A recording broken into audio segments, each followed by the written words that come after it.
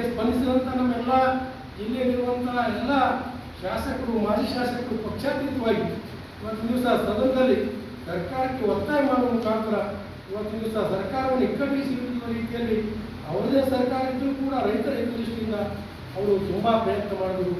ಅವರ ಪ್ರಯತ್ನದ ಪರವಾಗಿ ಮತ್ತು ಎಲ್ಲರ ಪರವಾಗಿ ಇವತ್ತು ದಿವಸ ಸನ್ಮಾನ್ಯ ಪ್ರಿಯಾಂಕಾ ಖರ್ಗೆ ಅವರು ಕೂಡ ಇವತ್ತು ಏನು ಹಿಂದೆ ನಾವು 2022-23 ಸಾಲಿನಲ್ಲಿ ಆದಂಥ ಬೆಳವಣಿಗೆಯಲ್ಲಿ 23-24ನೇ ಸಾಲಿನಲ್ಲಿ ಅವು ಇನ್ಶೂರೆನ್ಸು ಮತ್ತು NDRF ಮತ್ತು ನೆರೆಹೊರೆ ಪರಿಹಾರ ಸೇರಿ ಏನು 773 ಕೋಟಿ ಇತ್ತು ಅದೇ 800 ಕೋಟಿ ಬಿಡಬೇಕೆನ್ನುವಂಥ ಆಗ್ರಹವನ್ನು ಕೂಡ ನಾವು ಮಾಡಿದ್ವಿ. ಅದಕ್ಕೆ ಪೂರಕವಾಗಿ ಒಂದು ದಿವಸ ಏನು ಜಿಲ್ಲಾಡಳಿತ ಮತ್ತು ಸರ್ಕಾರ ಸೇರಿ ಸುಮಾರು 667 ಕೋಟಿ ರೂಪಾಯಿ ಪರಿಹಾರವನ್ನು ಇವತ್ತು ದಿವಸ ಘೋಷಣೆ ಮಾಡಿದ್ವಿ. ಇನ್ಕ್ಲೂಡಿಂಗ್ ಸ್ವಲ್ಪ ಮಟ್ಟದ ಪರಿಹಾರ ಮತ್ತು ಉಳಿದ ಬಹಳ ಪ್ರಮಾಣದಂತಹ ಒಂದು ಬೆಳೆ ಪರಿಹಾರವನ್ನು ಘೋಷಣೆ ಮಾಡಿದ್ದೆ. ಮತ್ತೊಮ್ಮೆ ಅವರಿಗೆ ಧನ್ಯವಾದ ಹೇಳ್ತಾ ಇದ್ದೀವಿ. ಈ ಒಂದು ಹೋರಾಟ